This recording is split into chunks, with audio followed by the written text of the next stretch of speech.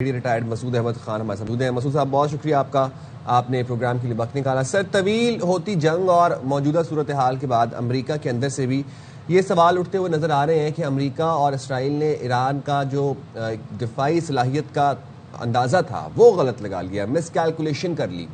کیا آپ کو لگتا ہے کہ اس بارے میں امریکہ اور اسرائیل سے مس کیلکولیشن ہوئی؟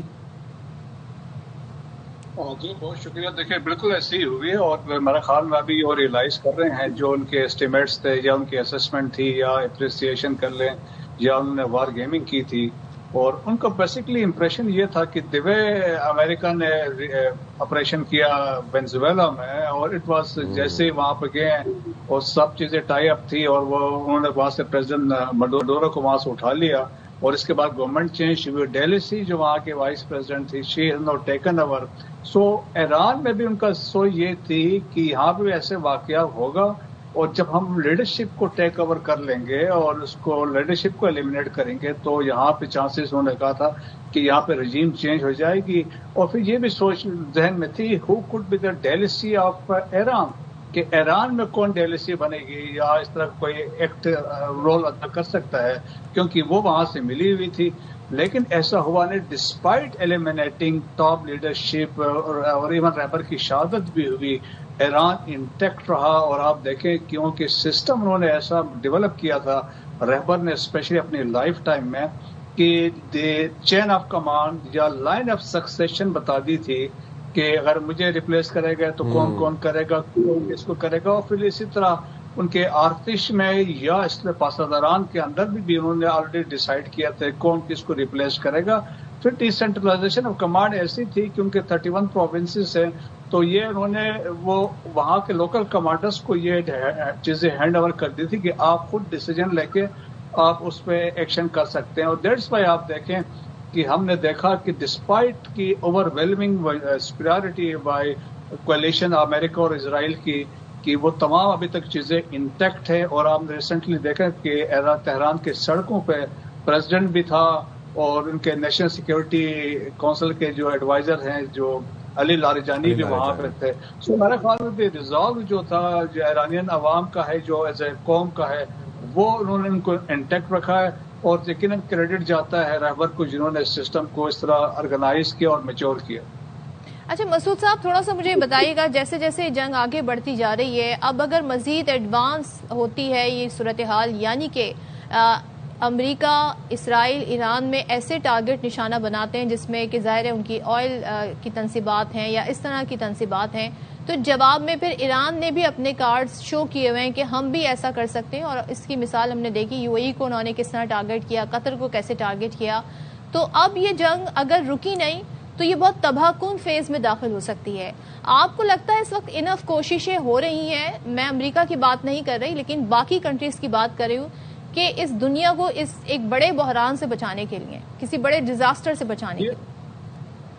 جی ہاں، دیکھیں بیہائنڈ دی سین رشینز بھی ہے، چائنیز بھی بات کر رہے ہیں، اور مڈل ایسٹ کے اندر بھی دیکھیں پاکستان اپنا ایک کردار ادا کر رہا ہے، ایجپٹ بھی ہے، ترکیہ بھی ہے، یہ بھی کوشش کر رہے ہیں کہ یہ بات آگے طول نہ پکڑے۔ پریزیڈنٹ ٹرمپ تو پہلے دیکھیں ایک بڑا امپریشن دیا تھا کہ وہ تیار ہیں، ہم بات چیت کر رہے ہیں۔ ابھی کل کی جو اسٹیٹمنٹ ہم نے سنی ان کی، انہوں نے کہا کہ جی وہ ہم کسی جنگ کو ختم کرنے پہ نہیں سوچ رہے ہیں، اور اس کے ساتھ ساتھ انہوں نے باقی ممالک کو بھی کہا، یورپین کنٹریز کو، وہ آ کے اسٹریٹ آف ہارمز کے لیے اور امریکہ کی مدد کرے، اس کو ہم نے اسپیئر کرنا ہے۔ تو آپ دیکھیں کہ ابھی جو ایک ہیومیلیشن ہوئی ہے، جو مت تھی، جو آپ سمجھ لیں کہ امریکہ کی جو امپائر سمجھ لیں دیٹ ہیز وہ ڈکلائن میں گئی ہے۔ اور آپ جو مت آپ دیکھ لیں امریکن کا ایک پاور تھی، جس میں گلف میں دیکھیں 90 میں جب حملہ ہوا ڈیزرٹ اسٹارم تھا تو اس میں امریکہ پریویل کر گیا، ساری دنیا ساتھ تھی۔ پھر 2003 میں دوبارہ انویژن کیا تو امریکہ پریویل کر گیا تھا۔ لیکن اس موقع پہ آپ نے دیکھا کہ despite heavy over whelming superiority کے باوجود وہ ایران کے اوپر قابو نہیں کر سکے ہیں۔ سو ایران کی اپنی پریپریشنز تھی۔ تو ابھی جو میرے خیال میں آپشنز جو دیکھ رہے ہیں، جس طرح آپ نے سنا ہوگا کہ ایک 31 ایکسپیڈیشنری فورس موو کر رہی ہے، 2500 اس میں اسٹرینتھ ہے، میرینز آ رہے ہیں، اور یہ آ رہے ہیں جاپان سے چلے ہیں، پیسیفک کمانڈ سے۔ اب پریزنٹ لوکیشن ان کی تائیوان بتائی جا رہی ہے، اور یہ نیکسٹ 1 ویک میں they will be in Middle East. So اس میں یہ ایک انڈرسٹینڈنگ ہے کہ یہ فوڈ آن گراؤنڈس پہ چانسز ہیں یا خرق آئیلینڈ میں 2 آپشنز پہ ڈسکشنز ہو رہی ہیں. آئیدر اس کو جب آپ ڈسٹرائی کرتے ہیں تو پھر دیکھیں انٹرنیشنل بوٹ آن گراؤنڈ کدھر سے ہو سکتا ہے؟ اب کہاں سے یہ بوٹ آن گراؤنڈ کر سکتے ہیں؟ کس ملک سے کر سکتے ہیں؟ دیکھیں اس میں بہت سارے آپشنز ہیں. پہلے بات یہ ہے جہاں پہ کرد ہیں نارتھ ویسٹ میں اور اس کے اوپر عراق ہے, تو عراق میں ارابیل ہے, ارابیل میں 2 US بیسز ہے وہاں پہ. So that could be a launching point یا جمپ آف پوائنٹ ہو سکتا ہے. وہاں سے آلریڈی دیکھیں کولیشن وہاں پہ کردوں کا بن چکا ہے, ان کے کوآرڈینیشن کوشش ہو رہی ہے کہ کردوں کو وہاں سے لانچ کریں یا کرد ایک بفر کریٹ کرے اور وہاں سے یہ launch who. This is a possibility. یا کردستان کے اندر ایک ایسی سچویشن کر کے ان کے کہیں کہ آپ ڈکلیئر کر دیں اپنی independence from Iran. This could be a possibility. That is one thing. Second ہے کہ خرق آئیلینڈ کے اوپر یہ اپنے ٹروپس کو ایمفیبیس, کیونکہ یہ جو میرینز آ رہے ہیں they have the amphibious capability, they are equipped and armed with amphibious operations کے لیے ہیں. اور ان کے ساتھ جو ایک جہاز ہے USS ٹریپولی ہے وہ اسی طرح کے آپریشنز کے لیے استعمال ہو سکتا ہے. سو دس کوڈ بی, آپ دیکھیں ڈسپشن بھی ہوتی ہے کہ آپ کے گراؤنڈ ایمفیبیس آپریشن کے لیے ان کو دکھاتے ہیں اور اوپر سے آپ جہاز سے بندے اتارتے ہیں. This could be a possibility. Kharg island کو ٹیک اوور کر سکتے ہیں. اور اس کے بعد تیسرا آپشن آتا ہے کہ جو پرشین گلف کے ساتھ دیر آر 8 پورٹس ایران کے, تمام ان پورٹس پہ یہ بندے اتار کے ان کو ٹیک اوور کرنے کی کوشش کریں تاکہ وہاں سے پرشین گلف کو کنٹرول کریں. دس کوڈ بی تھرڈ پاسبلٹی. چوتھی پاسبلٹی یہ ہو سکتی ہے کہ جو انرچ یورینیم ہے جو بتایا جا رہا ہے کہ اصفہان والی سائٹ پہ ہیں, کچھ وہ پاسبلٹی ہے وہاں پہ کچھ یہ کوشش کریں. سو آل دی پاسبلٹیز ٹیبل پہ ہیں. سو وہ آپ کسی بھی چیز کو رول آؤٹ نہیں کر سکتی کہ کیا ہوگا اس میں. لیکن دیکھیں کہ جس طریقے سے رسپانس ابھی تک ایران کا آیا ہے اور جس طریقے سے ڈفرنٹ, آپ بھی دیکھیں دے آر بیسیکلی پریشر اس طرح بلڈ کر رہے ہیں increase the cost of the war. گیڈی صاحب, Kharg basically 90% of Iran's crude export کا رسپانسبل ہے. 90% جو کروڈ ہے ایران کا وہ خرگ سے ایکسپورٹ ہو رہا ہے. اور اس کے بعد وہاں ریفائن بھی ہو رہا ہے, وہاں پہ اسٹور بھی ہو رہا ہے, انوینٹری بھی موجود ہے. جون میں جب جنگ ہوئی تھی تو جب اسرائیل نے ایران کی تنصیبات پہ, جو آئل تنصیبات تھیں, جب اس پہ حملہ کرنے کی کوشش کی تھی, حملہ کیا بھی تھا, تو ٹرمپ نے اس بات کا بڑا برا منایا تھا کہ آئل انفراسٹرکچر پہ حملہ نہیں کرنا.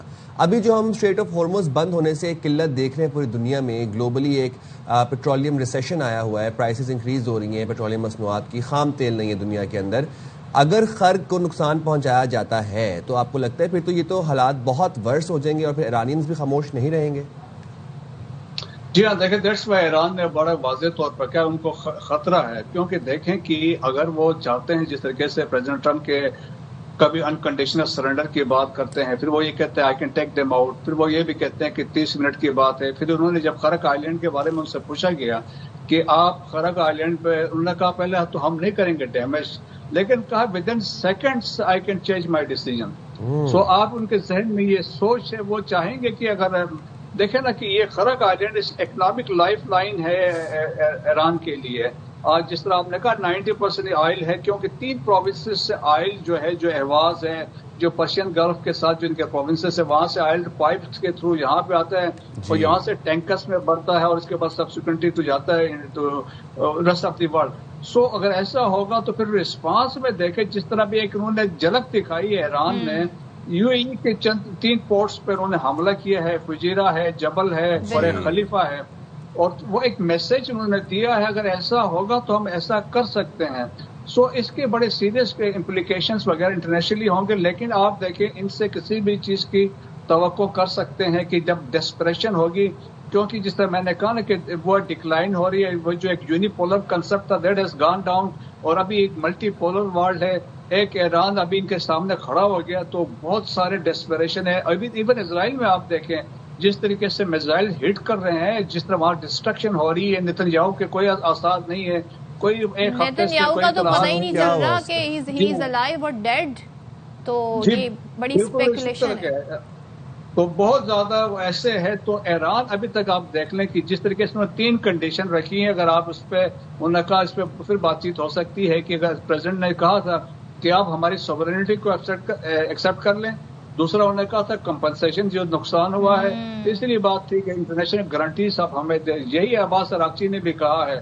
سو میرے خیال میں اب ایران آ گیا ہے ڈکٹیشن والے ٹرمز میں، پہلے امریکنز کر رہے تھے، اب ایران نے اپنے جو کنڈیشن سامنے رکھی. بالکل آپ نے صحیح اس چیز کا انالیسس کیا ہے. تھینک یو سو مچ مسعود صاحب. کہ ایران اس کی کیسی پوزیشن میں آ گیا ہے کہ وہ اپنی ٹرمز ڈکٹیٹ کر رہا ہے کہ یہ 3 باتیں آپ ہماری مان لیں تو پھر ہم بھی اپنا ہاتھ ہولا رکھیں گے. نیتن یاہو کے حوالے سے ایک خبر یہ بھی کہ ان کے صاحبزادے جو he is very active on X, اور دن میں نہ جانے کتنے وہ ٹویٹ اور پوسٹ کرتے ہیں، لیکن پچھلے 3 دن سے ان کا ٹویٹر یعنی ان کا ایکس ایپ جو ہے وہ خاموش ہے. if Netanyahu dies, I'll give you Eidi, and if he doesn't, you'll give me Eidi. اچھا لوگوں نے نام بھی رکھ دیے. کسی نے نیتن یاہو کا نام پتہ ہے کیا رکھا ہے؟ سیٹن یاہو.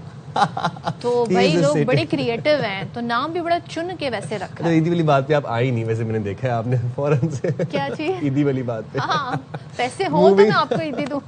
Agreed.